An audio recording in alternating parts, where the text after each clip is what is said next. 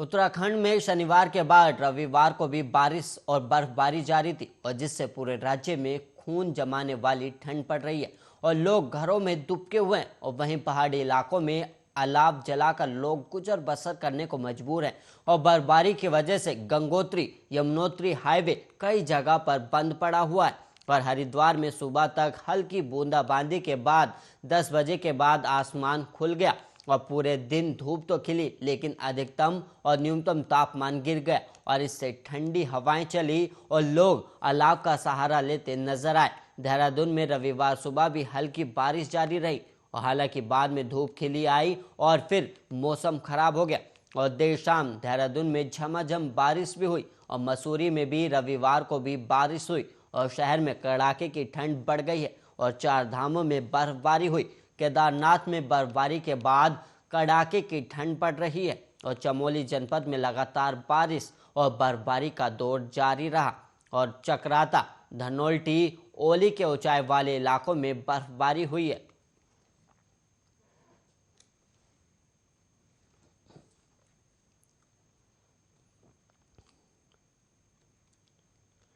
पहाड़ में यातायात के लिए मोटर मालिकों की ओर से बनाया गया सबसे बड़ा संगठन GMOU का भी पहाड़ की लाइफलाइन हुआ करती थी और संगठन के पास संपूर्ण एशिया में सबसे बड़ा यातायात बसों का बेड़ा हुआ करता था, मगर इसके प्रबंधन की कार्यप्रणाली से धीरे धीरे इसकी साख गिरती जा रही है और अब तो ये विश्वसनीय भी नहीं आ रही है और इनके प्रबंधन की मनमर्जी के कारण निर्धारित रूटों पर कभी भी बस सेवा बंद कर दी जाती है, जिससे यात्रियों को मजबूरन छोटे वाहनों में यात्रा करनी पड़ती है तो उनकी जेबों पर बहुत भारी पड़ जाता है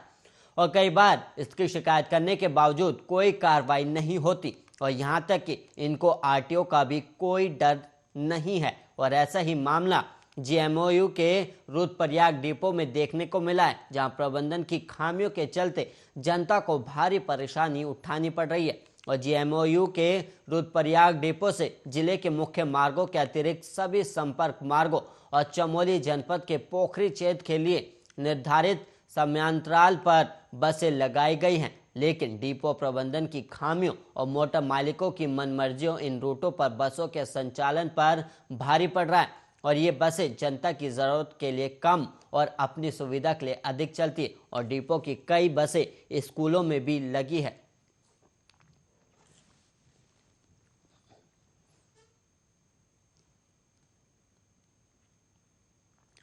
देवप्रयाग विधायक विनोद कंडारी ने GMVN सभागार में पत्रकारों से वार्ता की और इस दौरान उन्होंने कहा कि राज्य योजना के अंतर्गत 2 पुलों के निर्माण कार्य को प्रशासनिक और वित्तीय स्वीकृति मिली है और लोक निर्माण विभाग के अधीन बनने वाले 7,74,01,000 रुपए की लागत से दोनों पुलों का निर्माण किया जाएगा। देवप्रयाग के ग्रामीण लंबे समय से टोंडेश्वर महादेव मंदिर से रघुनाथ मंदिर संगम घाट देवप्रयाग को जोड़ने और नमामि गंगा परियोजना से टोंडेश्वर महादेव मंदिर को जोड़ने की मांग कर रहे थे, जिसको लेकर और जिसको उन्होंने पूरा कर दिखाया है और उन्होंने आगे कहा कि जल्द ही दोनों योजनाओं का शिलान्यास भी किया जाएगा। और देवप्रयाग विधायक विनोद कंडारी ने GMVN सभागार में पत्रकारों से वार्ता की और इस दौरान उन्होंने कहा कि राज्य योजना के अंतर्गत 2 पुलों के निर्माण कार्य को प्रशासनिक और वित्तीय स्वीकृति मिल गई है और वहीं आपको बता दें कि ये करीब 7,74,00,000 रुपए का इसका बजट रखा गया